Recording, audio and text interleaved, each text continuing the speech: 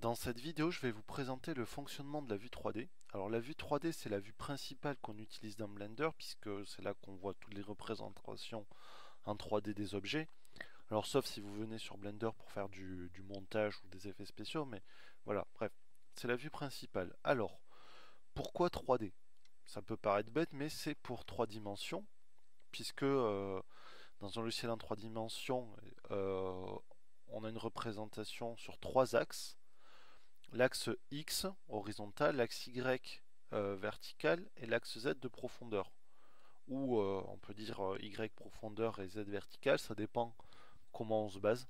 Et voilà, logiquement c'est l'axe Z qui est la profondeur, mais dans Blender c'est l'axe Y. Voilà, alors vous avez une représentation de ces axes ici sur la grille qui est affichée par défaut mais que vous pouvez masquer. Ou alors, ici vous avez des mini-axes en bas à gauche. Vous voyez, quand je tourne la caméra, il tourne aussi. Ça vous permet de vous repérer.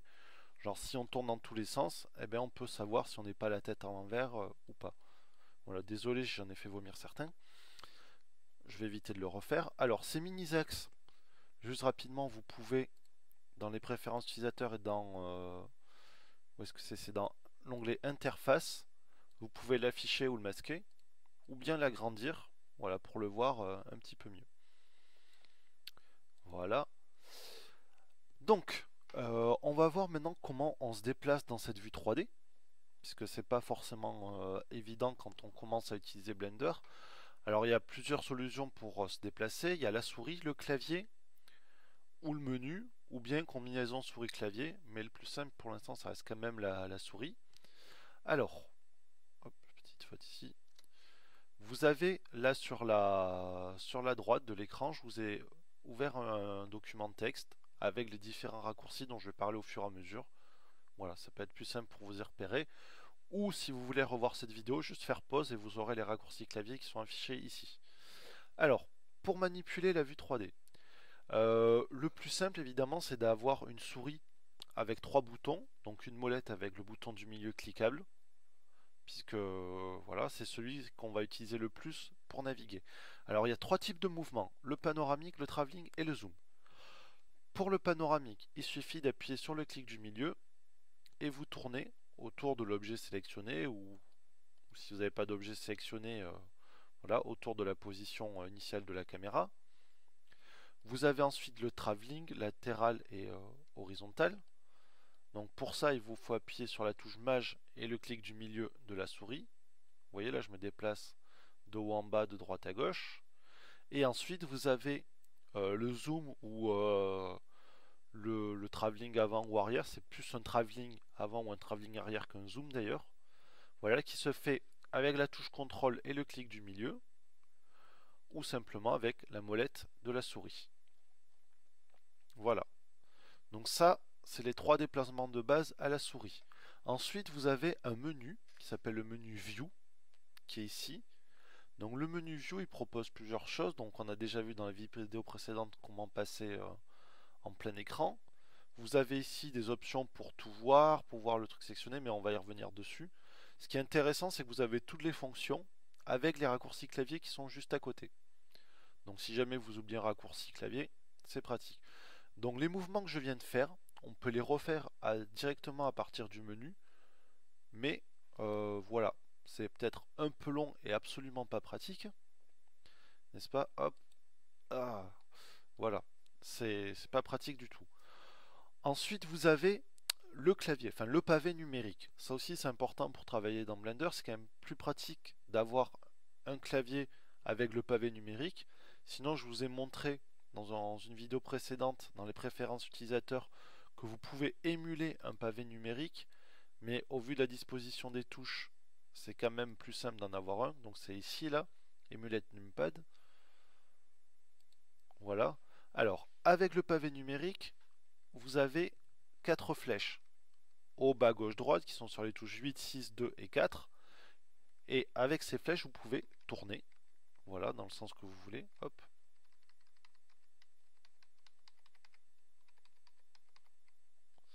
Voilà. Ou alors faire les travelling. Donc vous appuyez sur la touche CTRL plus la flèche et vous pouvez vous déplacer comme ça. Alors au début, vous aurez peut-être un peu de mal avec la souris, donc vous déplacez comme ça peut aider. Voilà. Ensuite, vous avez ce qu'on appelle des vues prédéfinies, qui sont les vues du dessus, enfin les vues de face, de profil, les vues de face, de profil et du dessus. Donc ces vues, on y accède avec les touches 1 pour la vue de face. Vous avez en haut à gauche le nom de la vue, front. On verra après ce que c'est ortho et perspective. Donc front, là 1 vue de face, 7 vue du dessus, 3 vue de droite. Et vous avez les opposés. C'est-à-dire que l'opposé de la vue de face, c'est la vue arrière. Donc pour ça, vous faites CTRL plus 1. Donc vous voyez, back, là, arrière. Pour la vue du dessous, donc l'opposé du dessus, c'est CTRL plus 7. Et pour la vue de gauche, donc l'opposé de droite, c'est CTRL plus 3. Voilà. C'est pas plus compliqué que ça. Ensuite, vous avez une touche, la touche 0, qui vous permet de montrer ce que voit la caméra. Donc ici, on a une caméra. Voilà, alors c'est peut-être pas évident quand on commence, mais c'est l'objet qui représente la caméra, puisque quand vous allez faire un rendu, que ce soit d'une image fixe ou d'une animation, ou même si vous utilisez le moteur de jeu de Blender, vous allez avoir besoin d'une caméra pour cadrer ce qu'on voit. Donc pour voir ce que voit la caméra, il suffit d'appuyer sur 0. Voilà. Alors la caméra, elle se bouge comme un objet. Donc, je vais diviser la vue pour vous montrer. Hop.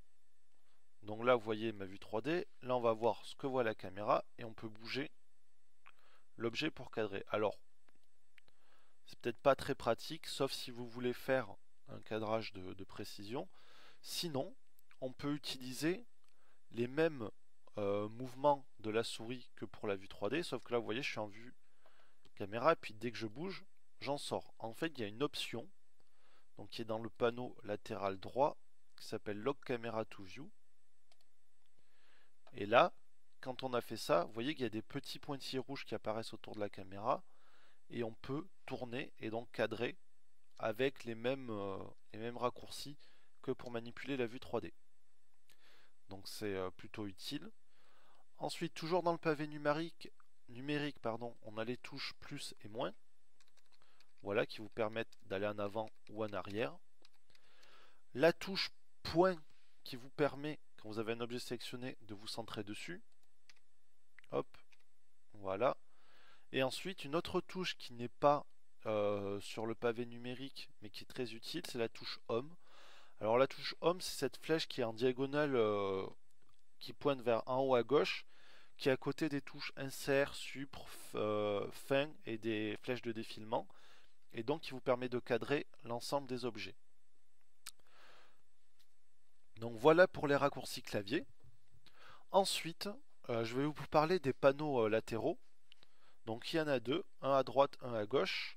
Celui de gauche, c'est le Tool Shelf qui s'active avec la touche T et qui se désactive avec la touche T. Vous avez aussi un petit plus ici pour l'activer, mais il n'y a pas de moins pour l'enlever, ou là pour l'autre panneau.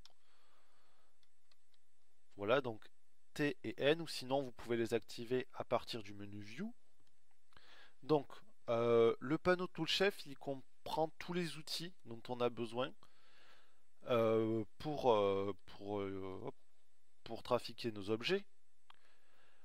Alors, il faut savoir que ce panneau, il change en fonction déjà du type d'objet qu'on a. Par exemple, là, vous voyez, quand je sélectionne mon objet polygonal, j'ai pas les mêmes options que quand je sélectionne ma caméra. Voilà. Pour les objets, il y a différents modes. Si je passe en mode édition, vous voyez que j'ai d'autres options qui apparaissent, ainsi de suite. Donc ça, c'est les outils qu'on peut utiliser en fonction des objets. Vous avez ensuite un onglet qui permet d'ajouter d'autres objets, Create, donc on peut ajouter différents objets. Là par exemple je peux rajouter une sphère, voilà.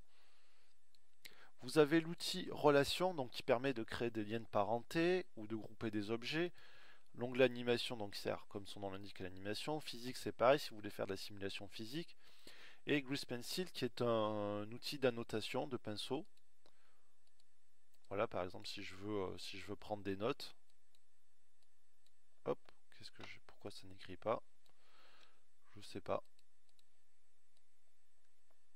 Il veut pas écrire, peut-être parce que j'ai masqué. Mais du coup, c'est le gros bazar. Hein. Voilà, donc comme je vous disais, donc il permet de prendre des notes. Voilà. Bon, je vais pas trop m'attarder dessus. Donc voilà pour le panneau Toolshelf. De toute façon, on aura l'occasion d'y revenir dans les vidéos suivantes, puisque quand on va faire la modélisation, l'animation, tout ça. Voilà. Ensuite, vous avez le panneau Properties, donc qui s'active avec la touche N. Donc ici, on a les propriétés des objets, donc ses positions en valeur numérique, tout ça, mais ça on le verra quand on fera la manipulation d'objets. Donc les outils pour le Grease Pencil, donc l'outil d'annotation qu'on peut masquer, on peut en créer plusieurs. Des paramètres pour la vue.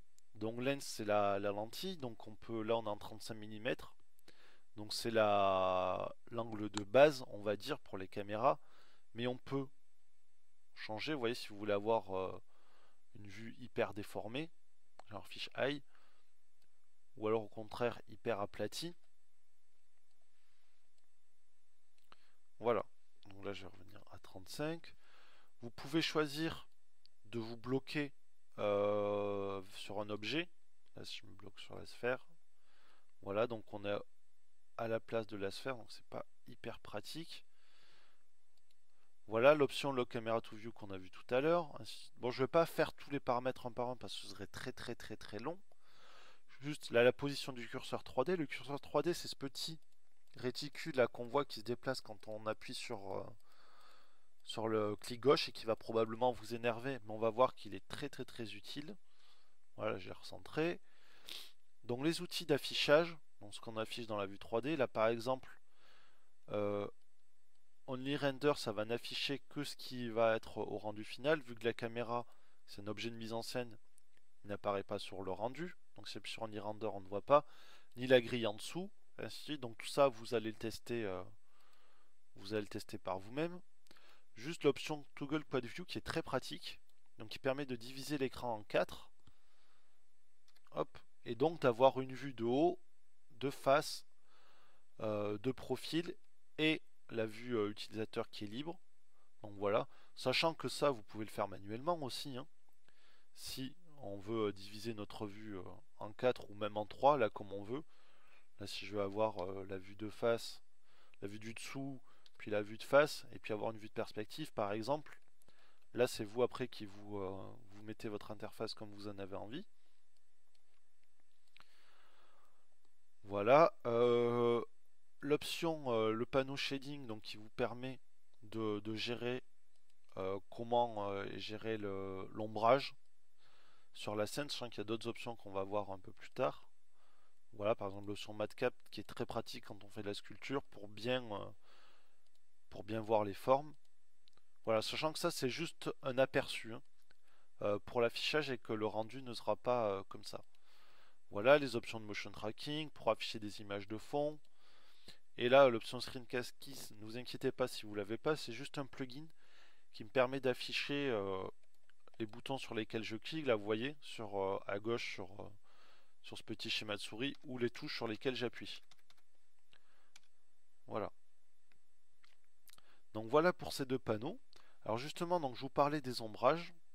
Donc il y a plusieurs types d'ombrages, hop, qui sont accessibles par ce petit menu là qui est représenté par une sphère, donc Viewport Shading.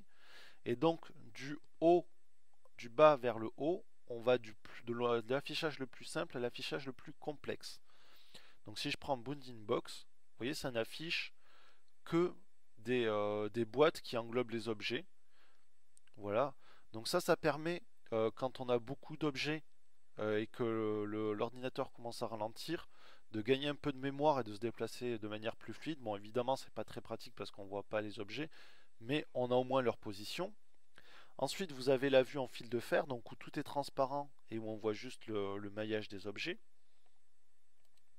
La vue solide qui est la vue de base, on a les objets qui ont un aspect un peu plastique. La vue texture, donc là c'est tout blanc parce que je n'ai pas de texture appliquée, des textures 2D appliquées à mes objets. La vue matérielle, donc qui se rapproche de ce qu'on a rendu. Alors là c'est tout noir, pourquoi? Parce que je n'ai pas de lumière dans ma scène, donc je vais afficher une lumière. Donc là vous voyez j'ai une lumière qui est là, et donc on a un éclairage qui commence à être proche de ce qu'on va avoir au final. Donc là vous voyez on a les ombres qui sont projetées et tout. Mais ça n'affiche pas tout. Par exemple, ça n'affiche pas les reflets. Là, si je passe en ombrage render, donc c'est proche du rendu final, mais ça ne calcule pas tout non plus, sinon ce serait trop long. Mais vous voyez qu'on a un affichage donc avec mes reflets, mes ombres, tout ça. Donc vous voyez, ça pixelise un peu parce que c'est long à calculer. Donc suivant les ordinateurs que vous avez, je vous déconseille d'afficher cette vue parce que ça peut le faire surchauffer très vite, mais ça permet d'avoir un aperçu rapide de notre rendu final. Voilà, donc je vais revenir en solide. Voilà, et dernière chose, donc vous avez peut-être vu là que j'ai fait apparaître et disparaître des objets. Donc c'est les calques.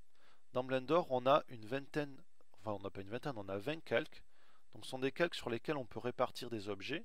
Là vous voyez mon calque 1, mon calque 2 qui contient les lumières, et mon calque 3 qui contient le sol. Voilà, donc vous pouvez cliquer sur ces différents calques. Dès qu'il y a une petite sphère qui est à l'intérieur, ça veut dire qu'il y a un objet sur ces calques. Vous voyez, les autres sont vides. Si je clique dessus, il n'y a rien. Ça veut dire qu'il n'y a rien dans les calques. Si je veux afficher plusieurs calques à la fois, j'appuie sur la touche Maj, donc majuscule, et je sélectionne les autres calques. Donc vous voyez là, ça les affiche tous. Et si je veux déplacer un objet d'un calque à l'autre, je sélectionne mon objet, j'appuie sur la touche M, il y a cette fenêtre qui apparaît, et je choisis le calque sur lequel je veux le déplacer. Voilà, pour finir, je vais vous parler du Pie Menu. Donc c'est un menu en cercle, enfin un menu tarte si on traduit littéralement. Donc vous voyez par exemple ce menu qui est là. C'est un menu qui on est obligé d'aller chercher là où il est avec la souris. Des fois ça peut faire perdre du temps. Le Pie Menu permet d'afficher ce menu sous forme de cercle dans la vue. Alors ça se fait via un plugin, mais qui est un plugin officiel de la fondation Blender. Donc on va dans les préférences utilisateurs, dans les add-ons. Là où il y a le petit champ de recherche, vous pouvez taper Pie. Et là on va l'activer. Je vais le laisser là parce que pour vous montrer la différence. Donc là par exemple, si j'appuie sur la touche Z, donc qui est le raccourci clavier pour l'ombrage, vous avez le menu qui me permet de choisir les différents ombrages. Voilà. Donc pour ça, donc j'appuie sur le raccourci. Si je relâche, voilà, il faut que je choisisse. Donc soit avec les chiffres, vous voyez qu'il y a des chiffres associés, soit en cliquant.